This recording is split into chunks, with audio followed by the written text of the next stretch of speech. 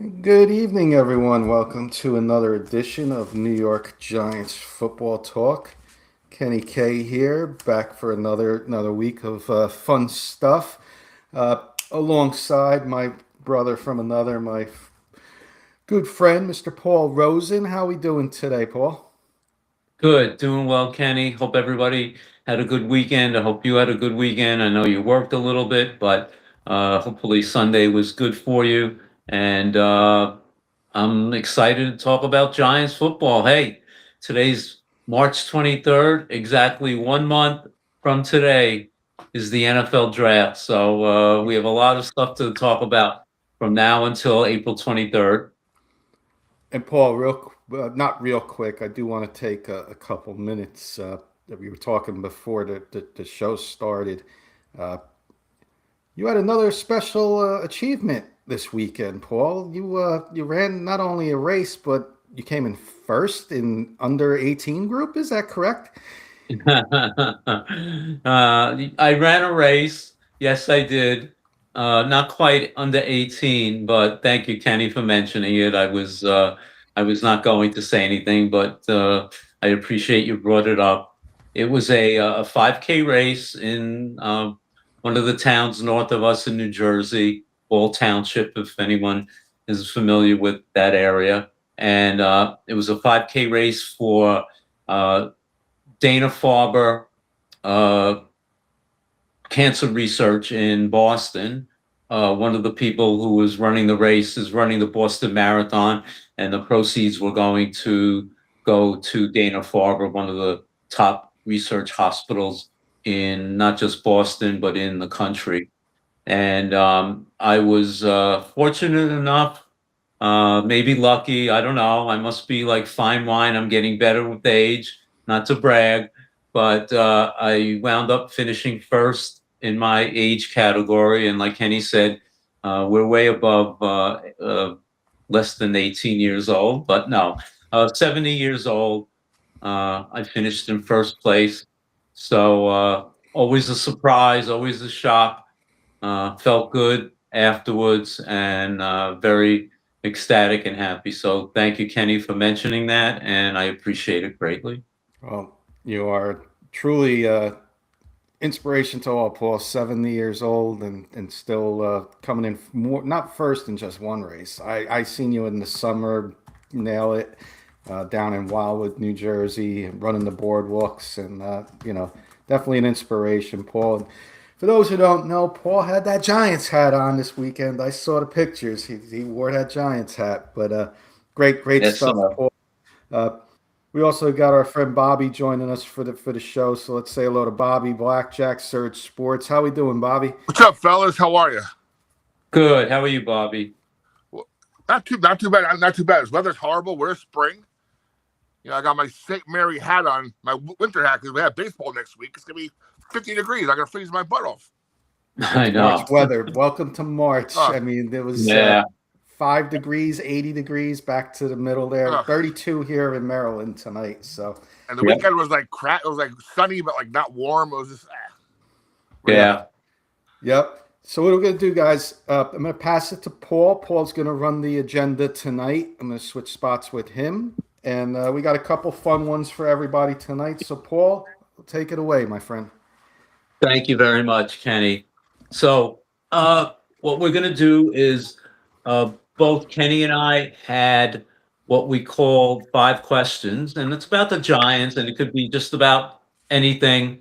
So, we both came up individually with 5 questions, and with Bobby on the panel tonight, we'll ask Bobby also the question. So, my first question to you guys, I'll go first, Kenny, and then I'll do my 5, and then you'll do your 5. Okay? That sounds fine. Perfect. Okay. So I'm going to ask you guys point blank: will the Giants win the NFC East? Kenny? No, that not in year one, but it would not be a total shock. But I'm going to say no because you still have the Eagles there, Paul, and the Commanders will be better this year, and you can't count the Cowboys out neither. It's still the one of the toughest divisions in football. So I'm going to say no, unfortunately. Bobby?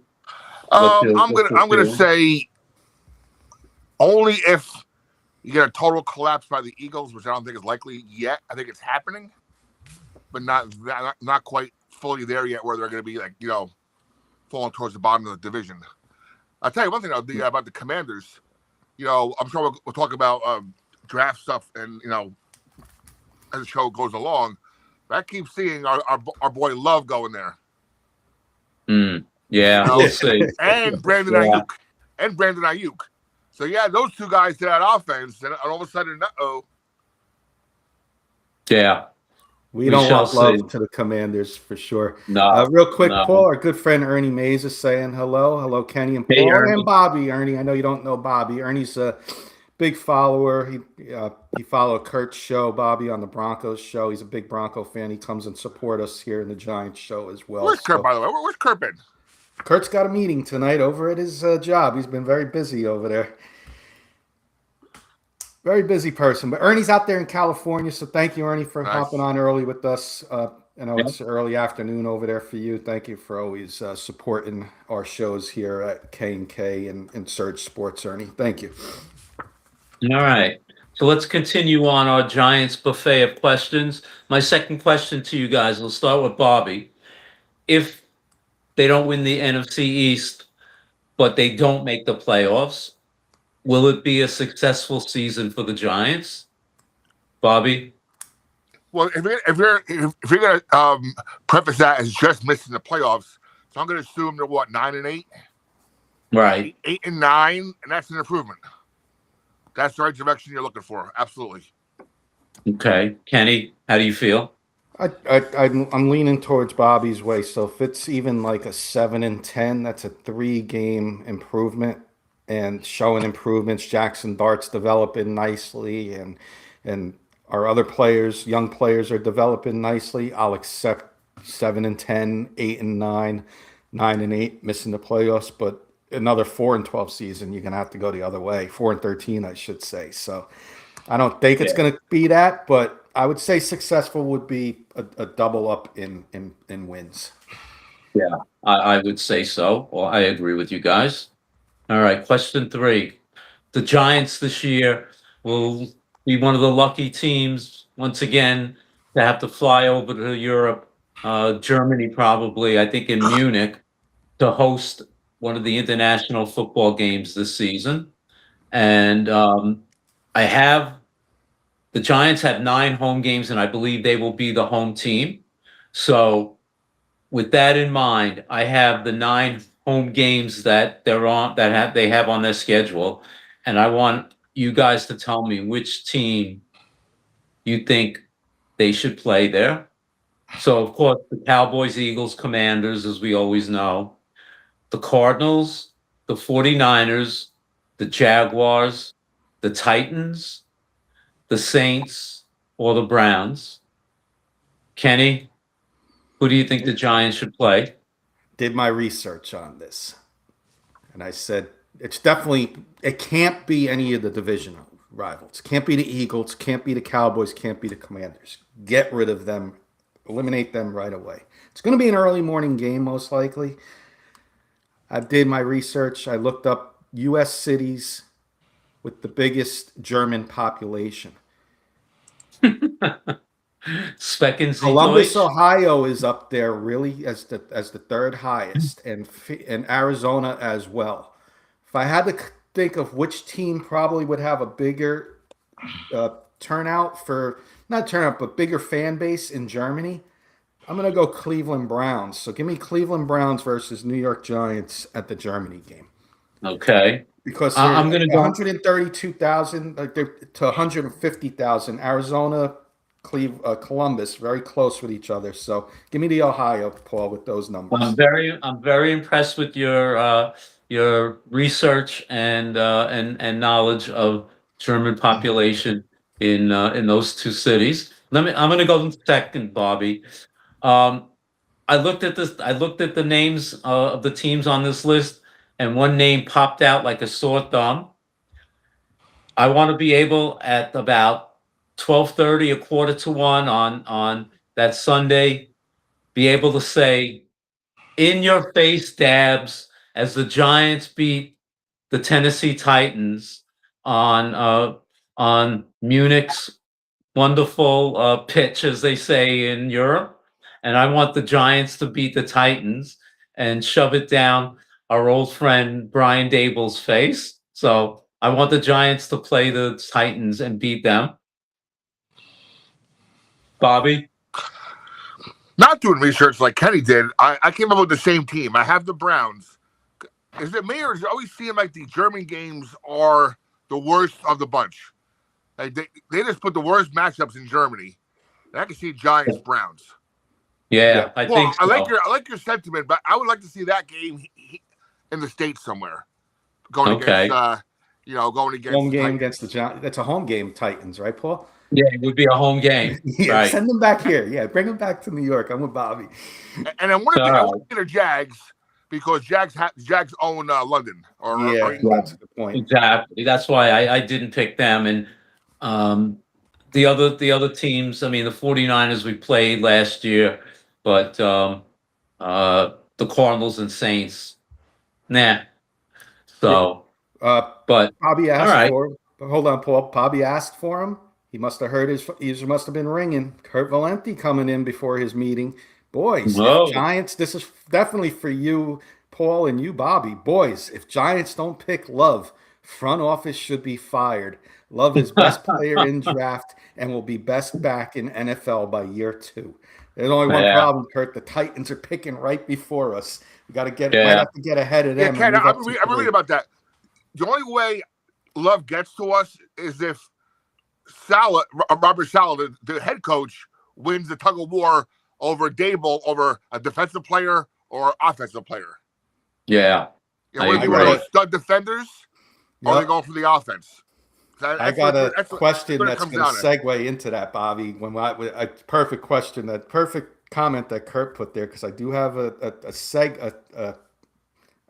question that segues into that. That's good. We'll get to that in a few minutes. Yeah, we're going to talk about that whole situation. That was a good question, Kenny. All right. My next question, Bobby, with hopefully a better defense this coming season, how many sacks will the Giants have this season? Above 50 or below 50? Bobby? What did they have last year, just for reference? Do you know offhand? I should know that. I should have looked it up. I didn't, but I don't think they had 50. I'll give you that answer in a second. If we got a Sonny Styles, that could change the number, right? And a better Abdul Carter. Abdul Carter, I think last year was growing pains plus maturity, right? Issues. Mm-hmm. But Carter had a lot of pressures, but didn't really get to the quarterback till the end of the season. I think that changes this year. I'm going to go 50 or above. Okay. Kenny? You know what?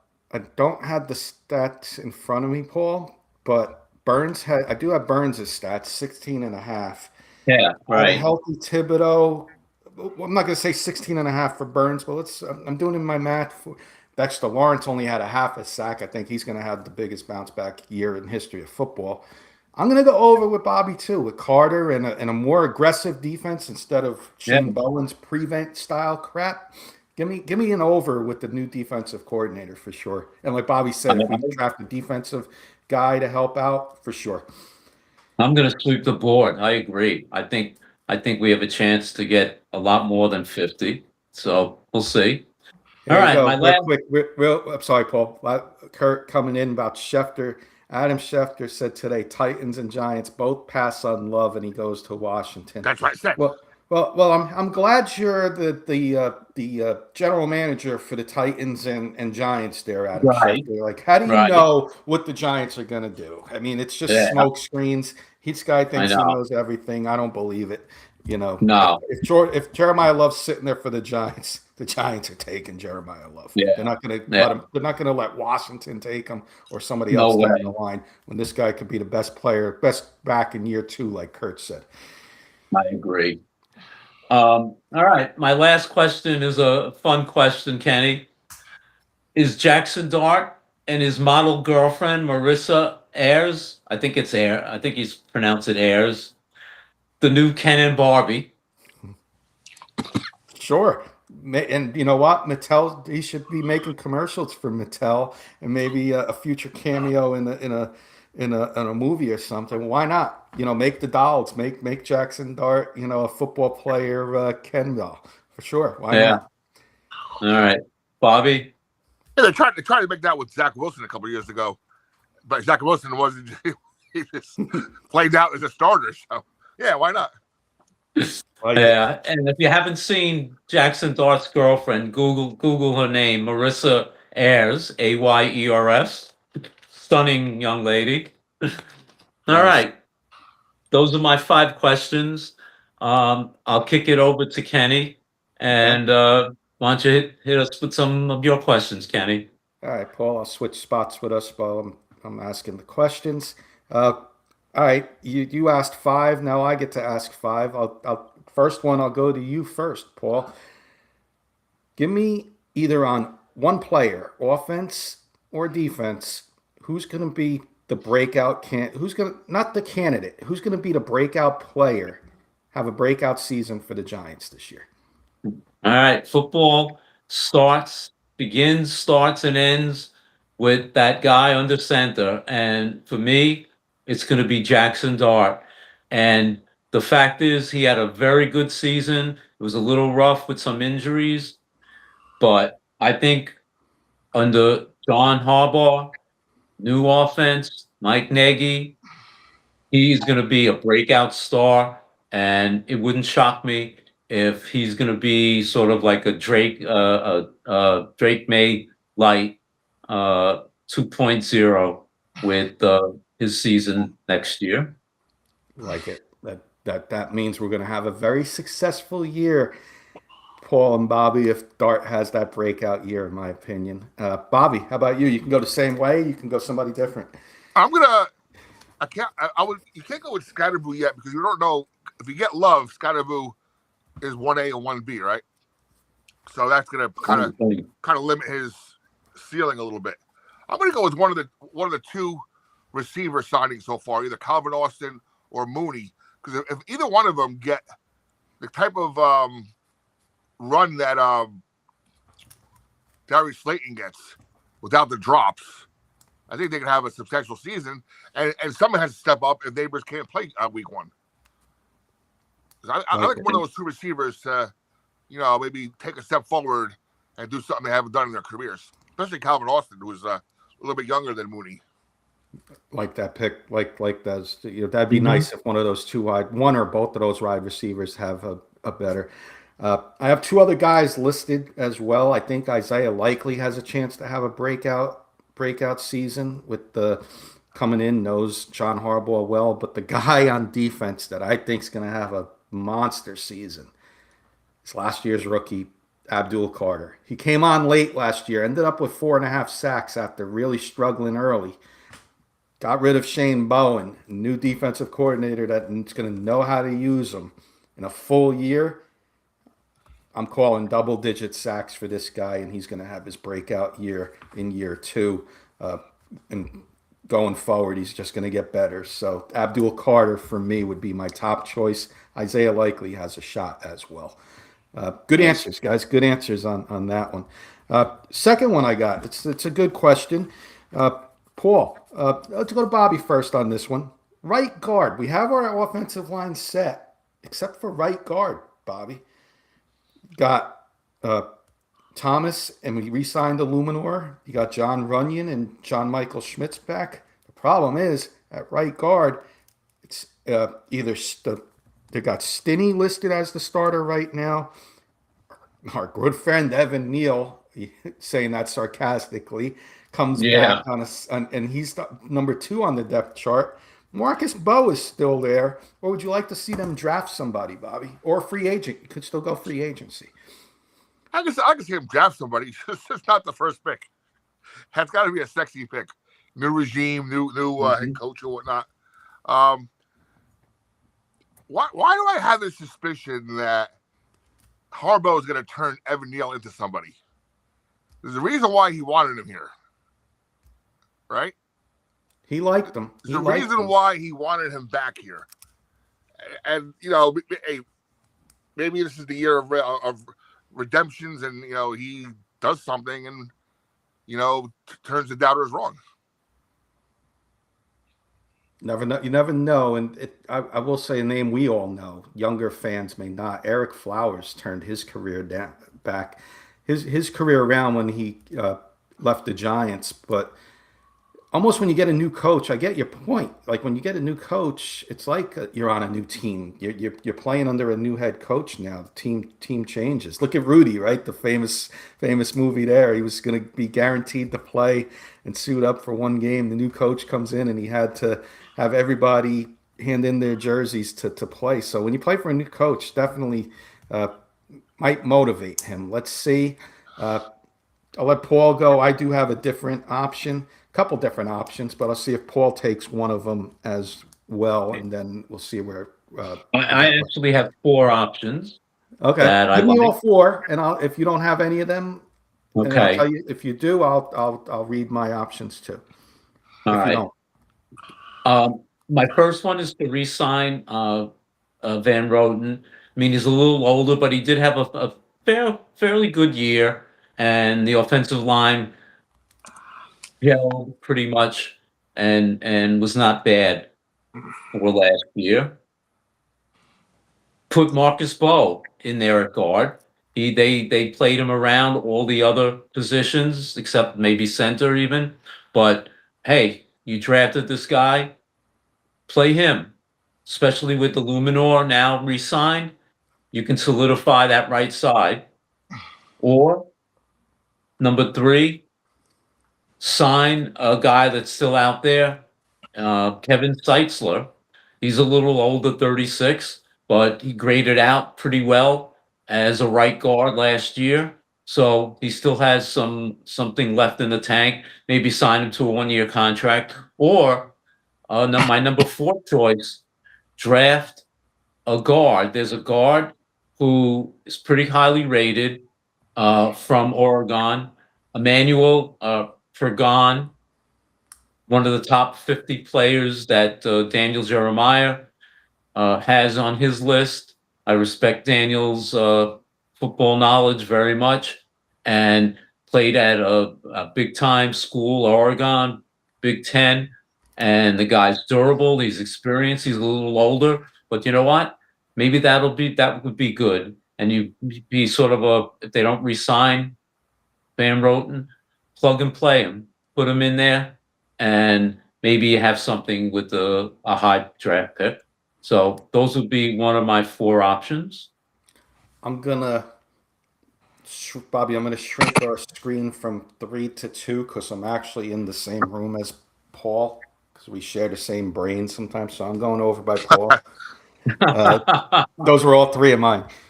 My number 1 was to draft this kid, Emmanuel Pregnon. I've been doing some Why am I draft not shows surprised, with my Kenny? friends on their network, and Emmanuel Pregnon is very close to where we're picking. We might even have to move up. We'll see.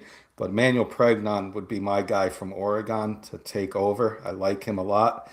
I would sign Greg Van Roten, just like you said. I got no problems if the Giants want to do that. Like you said, older in age, and Aaron Stinney and Evan Neal fight for a roster spot. 90-man. You got to bring your 90-man rosters in. So maybe that's where these Evan Neal re-sign Evan Neal and Aaron Stinney and all these guys to let them fight out for a roster spot. And Marcus Bowe, I like him as the backup swing guy. Played very well last year, but maybe he's ready for the step up. If these other 2 options fall through, let Marcus Bowe fight for that, Paul. See, I swear I'm going over, Paul. I'll see you in a second. You'll see that. Yeah, I'm reaching for you. Yeah, we're going into one body because we share the same brain. I did not think Oh you were going to man, have Emmanuel Pregnon. That was great. I love it, Paul. I pulled another one out of my I won't say where. Speaking of Emmanuel Pregnon, uh, next question I have. How about a trade up scenario? We're picking at 5, and in round 2, we're picking at 37. Paul, I'll go back to you first. First, a Okay. trade up spot. What would be the ideal trade spot for you, and what would you offer in a trade to try and All move right. up? Let's say I'm just gonna say for Jeremiah Love. We'll change the Yeah, well, question. once again, you're reading my notes, Kenny, when you're not. I have it right here. My trade with the Jets, because if I don't care what Adam Schefter says, if the rumors are there that the Titans want Love, and if we want Love, everybody wants Love. I would trade up to the Jets at number 2. Ironically, the same spot that we drafted Saquon, but obviously you flip the number ones. I would give them Kayvon because they certainly traded Jermaine Johnson, so they're looking for a edge rusher. And I would give up my number 2 pick. So I'd give up the first pick, the second pick, Kayvon, and at number 2 I would draft Jeremiah Love. I like that idea. I'm not against that. Bobby, you have a trade up idea? Yeah, let's go to 3. Cardinals have a lot of holes, right? But they have a pretty decent offense, except for a quarterback. Being Brissett will last the year and whatnot. Let's go to 3 and give them this year's and next year's number 1, because next year they're going to be in that market for one of those stud 2027 quarterbacks. And do they have any more for? No, they don't. So yeah, I would go to 3 with a couple first round picks swaps. I like that. Because you have to you might have to give him 1. You might be able to get a 2. It's only moving up 2 spots, but I'm not against that for a caliber player like Jeremiah Love. Another fellow. Jets are going a defense. They already got Breece Hall. Yeah, they're not going for Love. Right. No, I get that. I'm totally there with you. Commanders might be in play to move up 2, but I don't think they have the draft capital. Another fellow Notre Dame fan, our good friend Jody Moncrief coming in. So hey, Jody. I'm going to read his comment as Paul and Bobby. We know Jeremiah Love is the next Eric Dickerson. What do you think of that comparison? Yeah. I'm comparing him, in my mind, more to Saquon, because Saquon could do everything. And he's more, in my opinion, and Bobby, you can agree or disagree, he's more of a cerebral player, which what I mean by that is he's just an overall complete back, blocking, running, receiving, where I never thought Eric Dickerson was that much of a receiving back. Obviously a fantastic runner, but I think in my mind, Love is a comparison to if you even want to put Bijan Robinson, because he's a very good receiver as well. But Saquon, excellent receiver. If you remember his first couple of years with the Giants, he had ridiculous amounts of receiving receptions for the Giants. So that's him. That's his comp for me. Like it. I got one different than you guys. I'm gonna call our friends, the Tennessee Giants. I'm gonna call them up, and I'm gonna offer them flip spots 4 and 5. You know what? I'll sweeten the pot. I'll give you next year's number 2, and I'll throw in a player that Brian Daboll absolutely loves. Give him Tyrone Tracy. That may get it done. This might be a smoke screen. And Adam Schefter could be right. The Titans may be trying to pass up on him and maybe trying to get the best deal for 4 and get more picks. They need a lot. Jeremiah Love's not going to win them a Super Bowl next year. Maybe they value the picks. They get a running back in a trade or in the 2nd or 3rd round. And like you said, Robert Salah's there, Bobby. Defense maybe for him. You trade back a spot and you get Sonny Styles or David Bailey, Arvell Reese, depending on what the draft looks like. You still get your defensive guy a pick back, and you get a free player out of the deal, and next year's 2nd round pick. I would try that if I was the Giants in a trade up. And one thing, guys, about Jeremiah Love that I think people kind of overlook, he didn't carry the ball all that much in college that most of these stud running backs do, because he had Jadarian Price. You had Aeneas Williams. They had a three-pronged running back approach at Notre Dame. They did. So well, he had carries not nearly as much as some of these studs that come out of college. Big John Robinson, if I'm not mistaken, also had a couple studs in his backfield at Texas. They came out and played in the NFL. Probably still here.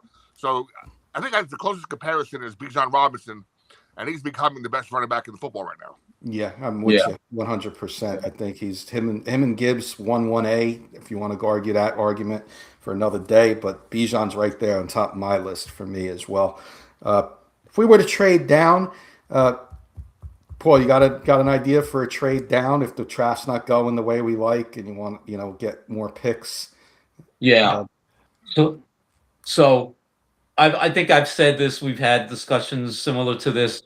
I don't want to go past 10. And I think for me, the sweet spot would be at number 8, where the Saints draft. So if I were to flip first picks with the Saints, I'd go to 8. I would like a third pick, which we don't have, and a 5th pick. Let the Saints come up to 5. We go to 8. We get a 3 and a 5. And at 8, I think there are at least one of 3 players that we could get that would make our team that much better. Caleb Downs, who I'm liking more and more. Mansour Delane, who we spoke about last week, Kenny. And at 8, I'd go for Cornell Tate more so than maybe at 5. But if I can get him at 8, I'd be a happy guy for the first round of the draft, knowing that we then have a third pick in the third round, a pick in the third round, and then an extra 5th pick. I like it. Bobby, you have a trade down scenario? Because I got one. Yeah, I'm looking right here. I'm actually looking at this mock draft that's on one of the Notre Dame sites. The whole first round. I can see now. This is dependent on the Saints really falling in love with Cornell Tate, because this draft has them taking Makai Lemon. Mm-hmm. But if they really want Cornell Tate in that spot, I can see them moving up with us to do that and flipping. Like I said, swapping picks or whatnot. We fall to 8 and probably at that point, maybe get Sonny Styles at an 8. With the super maybe. value. Super value. Yeah. Mm-hmm.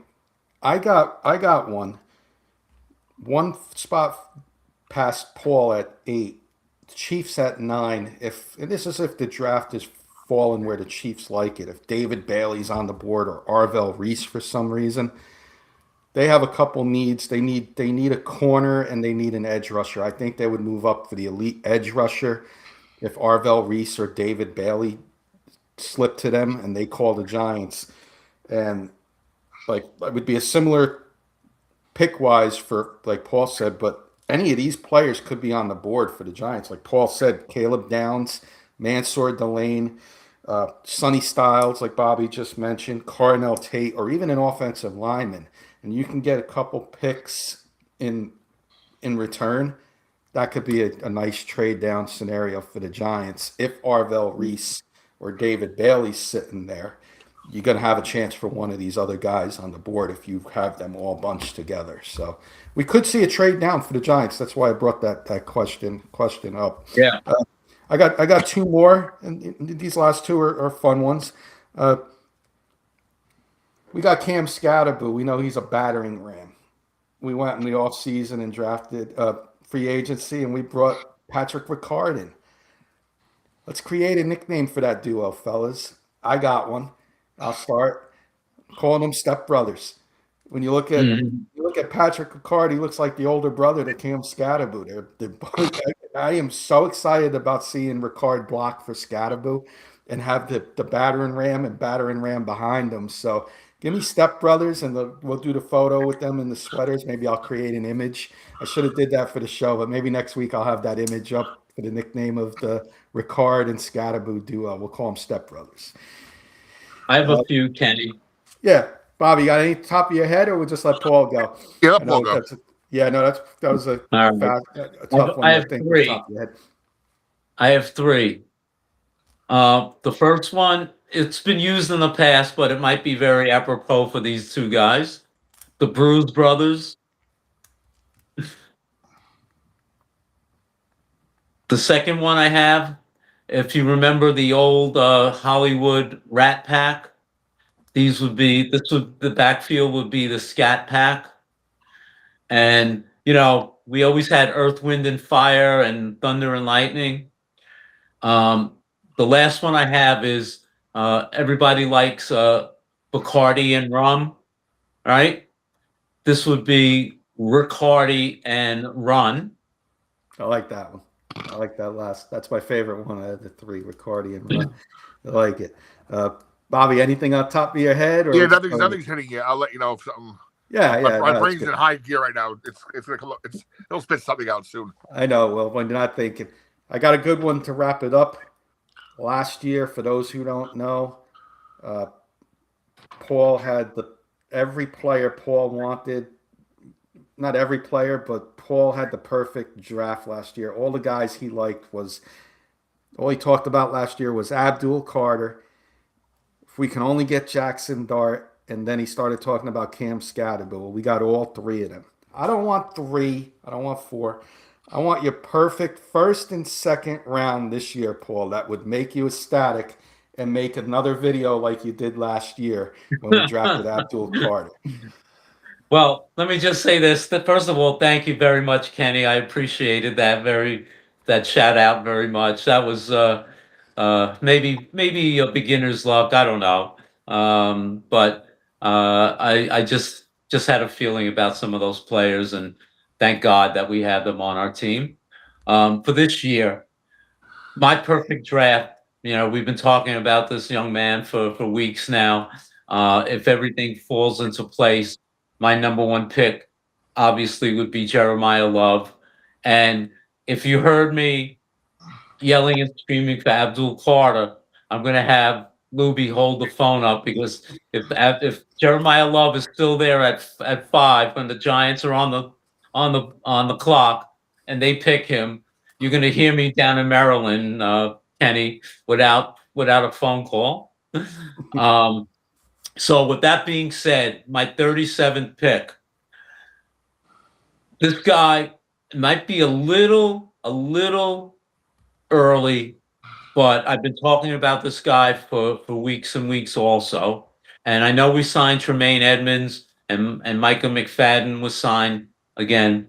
I have this guy, but then I have two others that I would like to mention. If they can sign a draft Jacob Rodriguez, I think this kid would fit in so well with this defense, and I would be ecstatic to get him as my 37th pick. Daniel Jeremiah, I think, has him as the 45th best player in the draft on his board. So the kid is outstanding. I think whoever gets this guy, he's going to be amazing.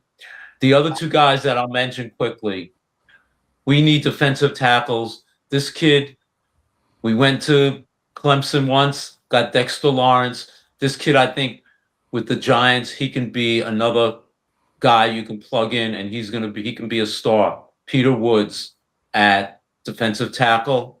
And the third guy, I love this guy also, and I think this guy is probably a perfect Seattle Seahawk, but Emmanuel McNeil Warren, if he's available at 37, big safety.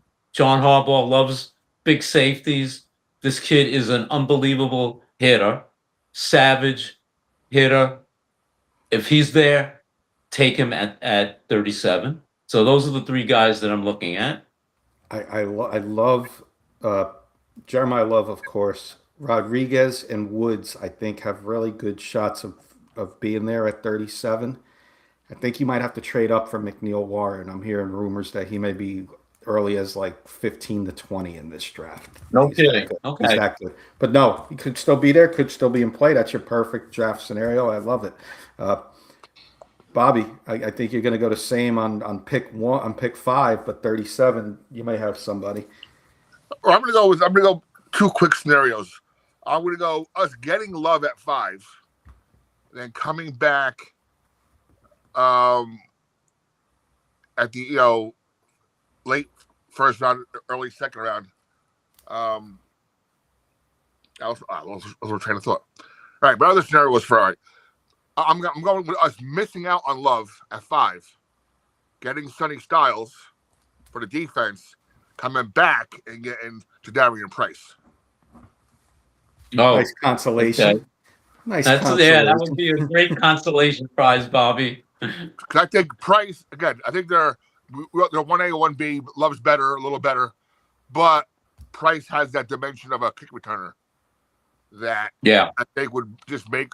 I know they want to say what Calvin Austin might be that guy now, but if you get Jadarian Price, yeah, you're coming second place in the World Series of Poker. You're still getting a lot of money, a lot of fame, a lot of and you're getting a great player. I was trying to think what I was trying to think. The other one would have been we get Love, then we get You taking linebacker or defense? no, I was thinking, or maybe we get Sonny Styles. Love's gone, Price is gone, but we get one of those later first round receivers like Cooper or Denzel Boston. That's it. That's it right there. You stole mine there right at the end. But and then, as a fourth rounder, as a day 3 pick, late day 2, early day 3 pick. Something's intriguing me about this linebacker from Texas, Anthony Hill. He was like the top recruit in college. Kind of like didn't really do as much, but might be hungry in the pro. Maybe hungrier now, knowing that he was that lauded coming out of high school, had a decent career, but not the superstar everybody thought he was.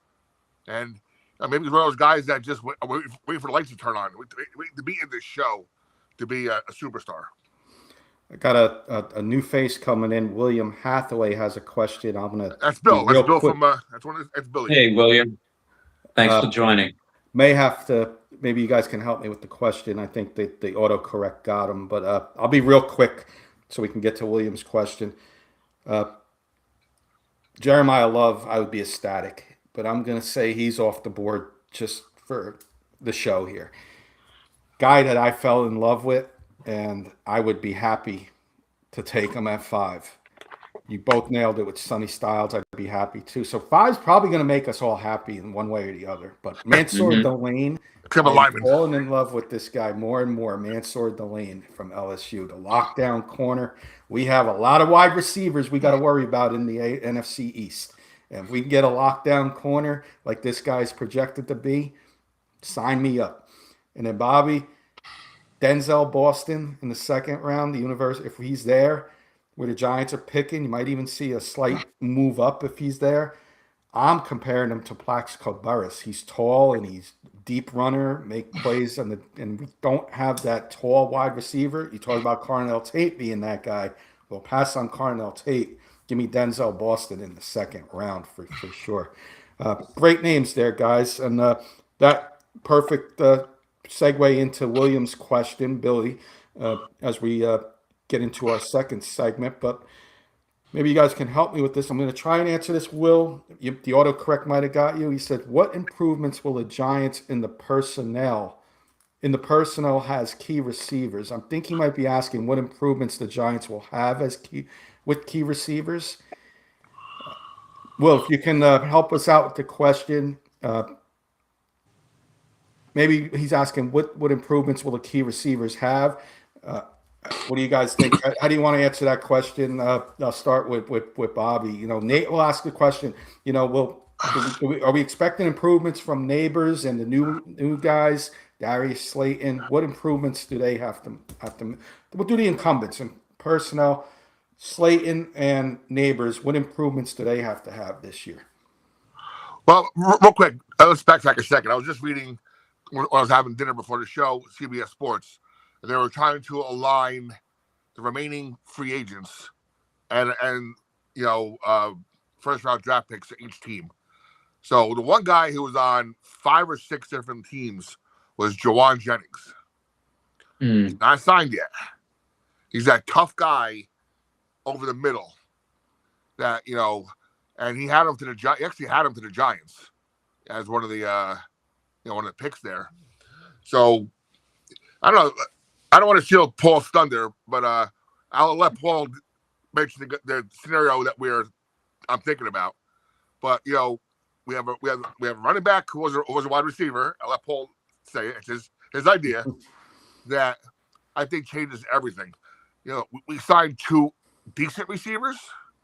I know you guys are a little more higher on Mooney than I am, but we didn't really hit that home run receiver yet.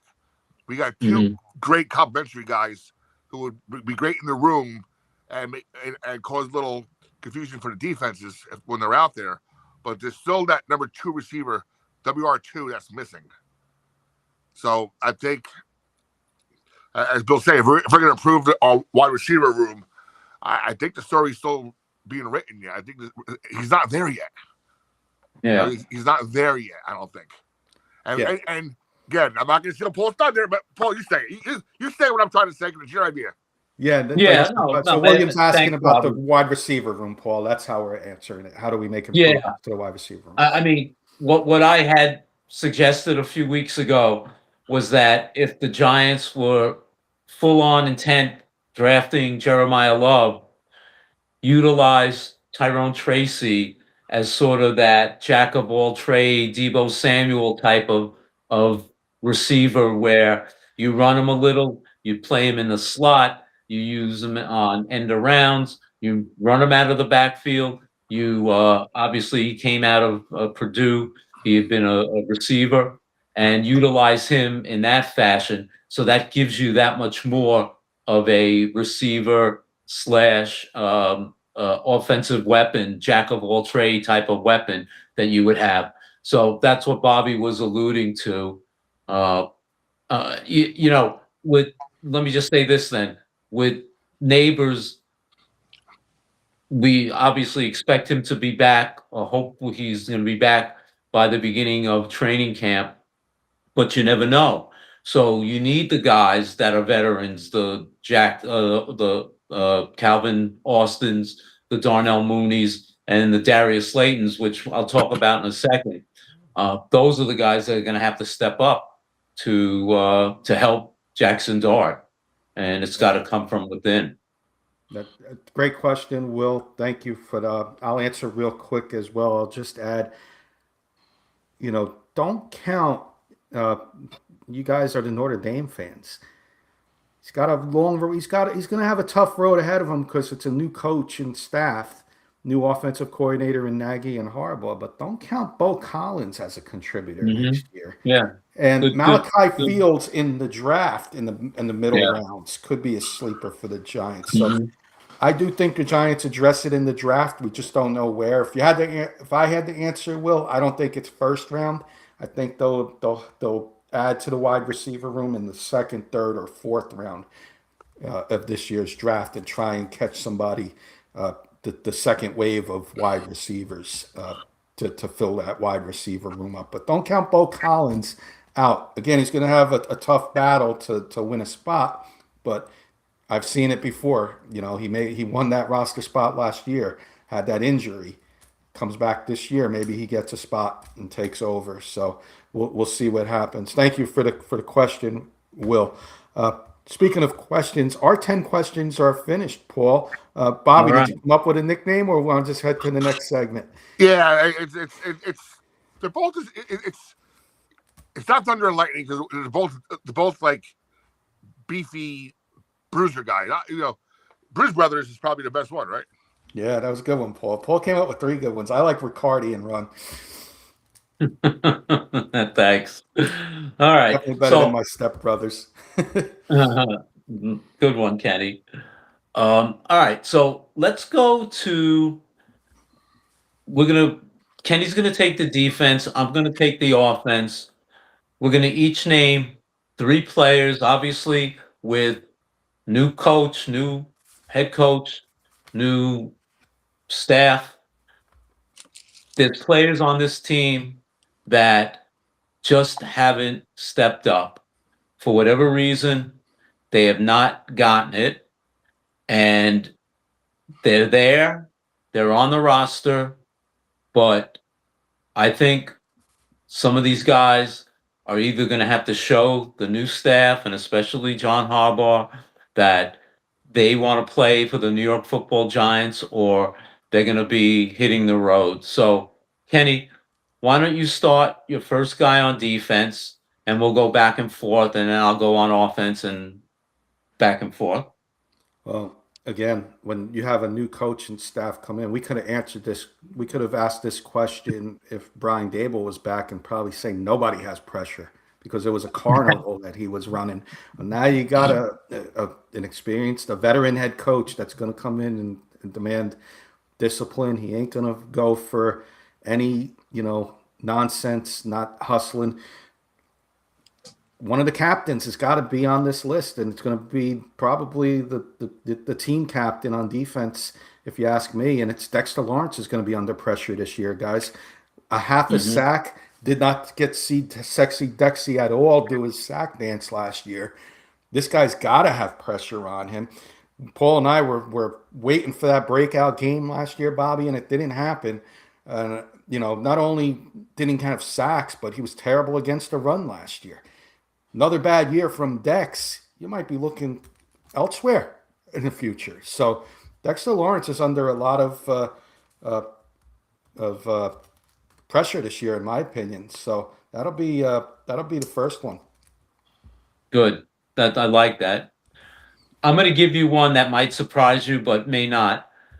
I think the Giants were all in on Tyler Lindenbaum. Unfortunately, it was a little too rich for the Giants' blood, and they couldn't come up with a deal. And he obviously went to the Raiders. And Harbaugh has always had a good center to lead his offensive line. And John Michael Schmidt, he was a second-round pick.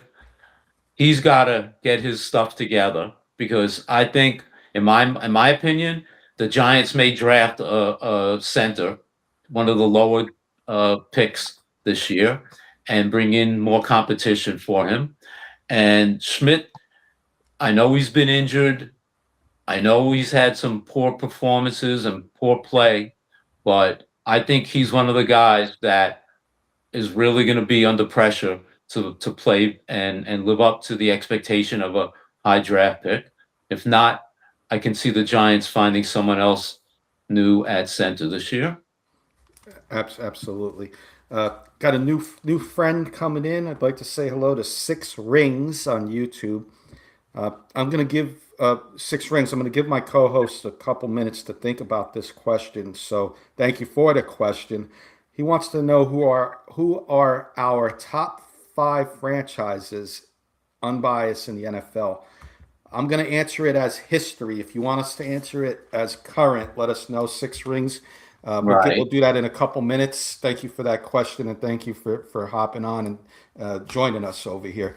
And real quick, if you do like what you're seeing over here on New York Football Giants Talk, give us a like on either Surge Sports YouTube channel, K&K Sports Show YouTube channel. You can also catch us on Surge Sports on your Amazon and Fire stream devices.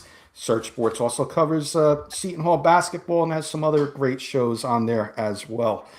Thank you all for hopping on, and new faces, always great to see. So Six Rings will definitely get that question. I'm going to give my co-host a couple minutes to think about that question as I answer my next one. Right, Paul? Absolutely. Go ahead.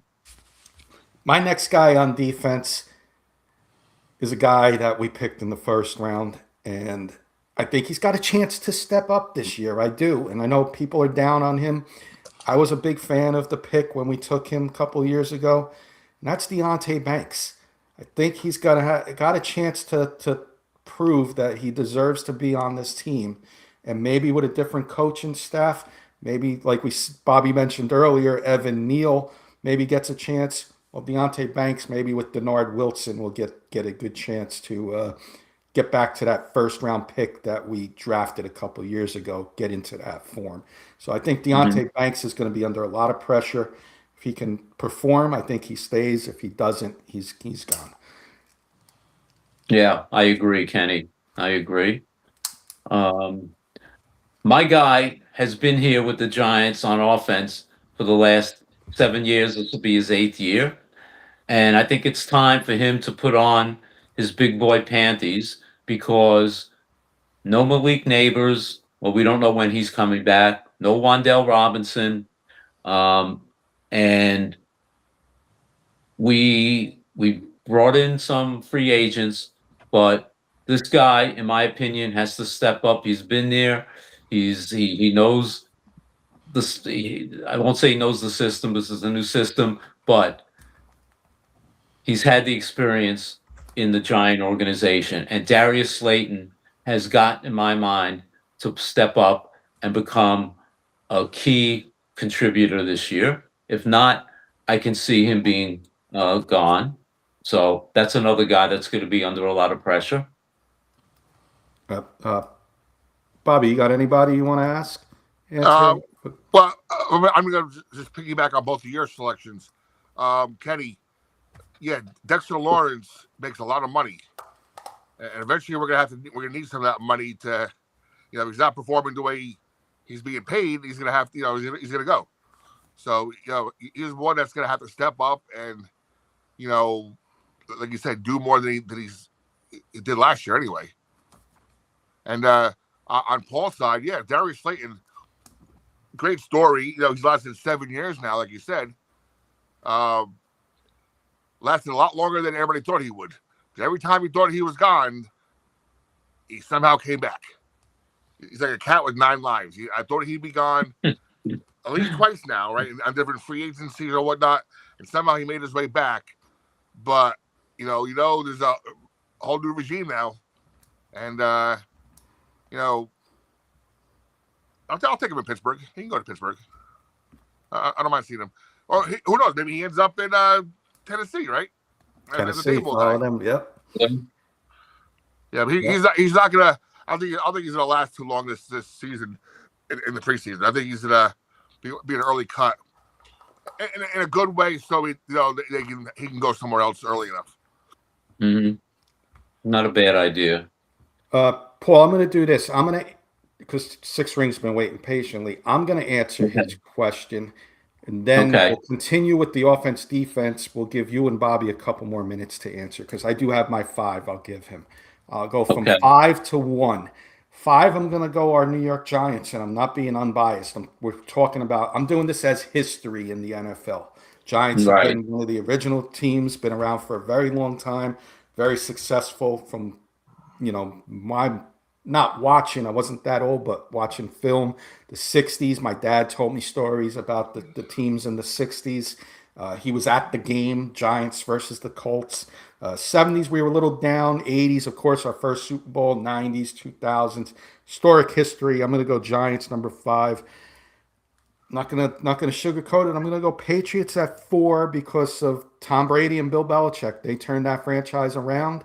And Drake May got him to a Super Bowl next year, so they rebounded nicely, and I think they're going to be a force to be reckoned with for many years to come. 3, I get the next 3 are historic teams. Green Bay Packers, number 3, Vince Lombardi, Brett Favre, Bart Starr, always had good quarterbacks there. Bart Starr, Brett Favre, Aaron Rodgers, Love now taking on the task. Hate to say it, but the Dallas Cowboys, America's team, is going to be number 2. I won't say much about them. It's a Giants show. And Bobby, your other team, the Pittsburgh Steelers, are going to be the number 1 team in the NFL, being unbiased. To my knowledge, you have only a couple head coaches in your career. You're running a franchise the right way. They have to be number 1. But back to my last defensive guy, and then I'll let you guys do your NFL stuff after Paul's last offensive guy. My last defensive guy is Kayvon Thibodeau. Another guy I was in love with for the Giants when they drafted him. Still love him. But there's pressure that, he's got the pressure. You're going to be traded. You're going to be under, Are we going to move on from you? He's on a contract year. This guy's got to be on that pressure list. Abdul Carter's waiting to take over and be the full-time guy over there. Kayvon Thibodeau's got a lot to prove this year, and he's hopefully he can get some playing time. If Abdul Carter has that breakout season like I hope he does, Kayvon Thibodeau could be a trade candidate, if not before the season trade deadline. So a lot of pressure for Kayvon. He has to be on that list. Bobby, thoughts on that, Ed, real quick, and we'll get Paul's last one. I think Thibodeau's value to us right now is going to be in a trade for a mid-round draft pick or higher. I don't think he's too much. I think he's too long for this roster. Only because not saying he's not a bad player, but I think he has value in other business scenarios. Sure, that could be a Titans, Detroit Lions come to mind. Lions. Lions. The NFL is fun when the Lions are good. There's certain teams that are when they're in the playoff and they're in that contention. The Lions are one of them. I think the Bills are another one. And he can go either one of those two teams, right? But they both need help. Yep. Paul's got one more offensive guy. I'm curious to see where he's going. Yeah, I'll just mention these two guys that are quite honestly low-hanging fruit, so it's not that much of a reach for them. But Jalen Hyatt and, of course, our boyfriend Evan Neal, those two guys, what more is to say except if they don't prove themselves, they're going to be out of here. But my third guy is part of the offensive line, and it's in his third year of the contract, and I think he needs to step up. He's been okay, but not fantastic. But John Runyon, I think, is the other guy, in my opinion, that really needs to solidify himself under Coach Harbaugh. So he would be my third guy on offense. I like that. Choice there. Bobby, you got anybody that we missed? Why is Hyatt on the roster, by the way? Yeah, I don't know. 90-man roster. It is clear no after idea. he whiffed on that block that Dark got hurt on, right? Or got really banged up on that he gave him a look like, what the hell are you doing? And then every Giant fan's like, why is the guy still there? The quarterback doesn't even trust you anymore. Yeah. Why are you still on this roster right now? Yep. Ridiculous. You guys want to hit Six Rings question to wrap the show? Yeah, real quick. I'm going to take a little different slant on that and go with what we've seen in the NFL, say the past 6, 10, 12 years. I'm talking about consistency, about being good. And again, this is in no order, Six Rings. The Rams all of a sudden are a team that are, they're already the favorites to win next year and playing on their own home field. They just seem to put, with McVay there, they have a system, they take people off the street and the next week they're great, even if they're a role player. So I think the Rams are one of your top 5 right now. Seahawks just won a Super Bowl. Love their hierarchy and the way they do things over there. So Seahawks are 2. Pittsburgh, I'm going to say, because, hey, we haven't had a losing season in how many years? Now, that could be Tomlin. That could be, something was holding them back, and hopefully McCarthy brings it out, and we go higher than the first round of the playoffs. There's 3.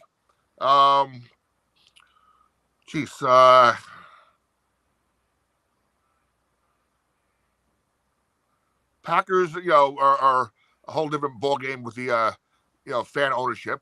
They're always consistent. They're always good. And let's go with Detroit, because Detroit is a team that it's a big year for Detroit, because they were the men, the guys for the past couple of years. Right, last year you missed the playoffs. Love Dan Campbell, great coach. Right, fires the teams up. He's a quote machine, and this is a big year for them to get back in contention. The reason why I'm not choosing the Patriots, Kenny, I think Patriots, they can't fall back much, because in their division, you have the worst team in football, the Dolphins, who are obviously blowing it this year. And the Jets are going to be better, but nowhere near playoff contention. I could see Patriots not winning the division. Bills take that over, but I think there'll be some regression from the Patriots this year. I like that we answered it two different ways, and I agree with you on answering the way you answered yours. I did it as like a history and Yeah. Yeah, no, I like that. I like that we answered it two ways. Paul, you going to answer it a third different way, or are you going to take one of ours? I'm gonna be historic like you, Kenny. What a shock, right? We're thinking along the same I'm lines. heading over again, Paul. I'm heading over. Right, exactly. Come on over. The water's Coming into fine. What was that Except movie, Invasion of the Body Snatchers? right, exactly. Except I mulled over those girls from Texas, and I said, should I put them in or not? And I said, screw them. I said, I'm not putting them on the list because they haven't done anything in the last 30 years except lose or not make the playoffs. So screw the Cowboys. But I had every other team that you had. I had the Steelers, Patriots, Giants, and Packers. The one difference I put in were the 49ers that My honorable mention. Yep. given their history, I put them in over the Cowboys. Very good and great question there. Six rings. Appreciate you with that question first. Put us on our spot there. You know. So I'm guessing Six Rings Kenny, is either a Steelers fan or a Niners fan, right? Well, don't both have 6 rings? The Patriots have 6 rings. All right, Patriots are Steelers, right? Yeah. So I know. I think that's what he was. A Steelers or Patriots fan. I was thinking the same thing, Bobby. Love it.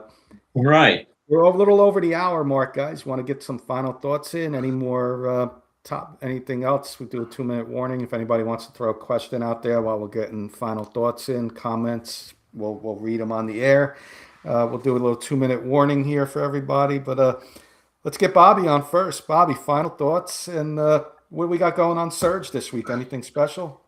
Let's do final thoughts. I don't know if you guys noticed it today, but our boy Tommy Cutlets is not only did he get paid this year, but he might be the second string quarterback in New England.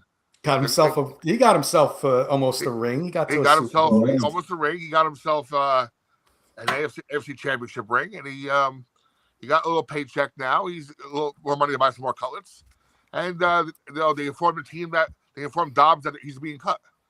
So unless somebody else comes in, I'm sure someone will come in and challenge him. As of right now, Tommy Cutlets got a little money, and he got a little position now. He's got a little longevity, hopefully, in his life there in the NFL. As far as Surge, we're putting together the press releases and whatnot for, It's Not Your Fault, our new show with WWE superstar Gene Snitsky and the most famous referee in WWE's history, Mike Chioda.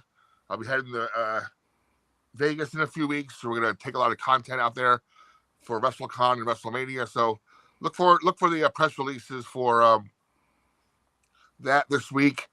And I think we have Scoop Thursdays. He takes over Surge Sports on Thursdays. Our buddy Scoop. And tomorrow night we have at 8:00 tomorrow night. If you're a Seton Hall fan, we have David Gabriel on. He's been a walk-on for the past 4 years for the Pirates.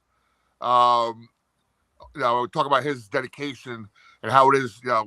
What's the walk-on life like? As he's he got his moment on senior night, and we're going to talk to him, see how his career went and what's next for him after Seton Hall. Love it. Thank you, Bobby. Surge Sports, Amazon Fire TV, Surge Sports YouTube channel. Check them out. Good stuff as always, Bobby. Thank you for hopping on with us tonight. Always a pleasure. Paul, I'm going to give you the final thoughts. You're in the captain's chair there. I see you're behind the wheels there. So I'll be quick. I just want to thank everybody for hopping on. A couple new faces. Always great to see new faces in here. Love the questions. Love the agenda. Love the New York Giants, New York Football Giants talk with everybody. We'll be back next week. Anything you guys want to see, drop it in the comments. We'll address it. Send us a like. send us subscribe, like. It's free of charge. Helps the stream out. Helps us get noticed. And we're here for you, and we love doing this. So thank you so much. Enjoy your week. Paul, final words, my friend. Thank you, Kenny. Thank you, Bobby. Great show as usual, guys. Thank you, everybody out there. We do this for you. We enjoy coming on week after week, talking New York Football Giants, and it's great. As I said earlier in the show, exactly 1 month from tonight is the NFL draft, and that'll be the next big thing. A lot of speculations coming up over the next month as to what the Giants may do, not do, trade up, trade down. So it'll be a lot of fun. Stay with us over the next few weeks. We'll have some mock draft shows and looking forward to it. Thanks again for tuning in tonight, everybody.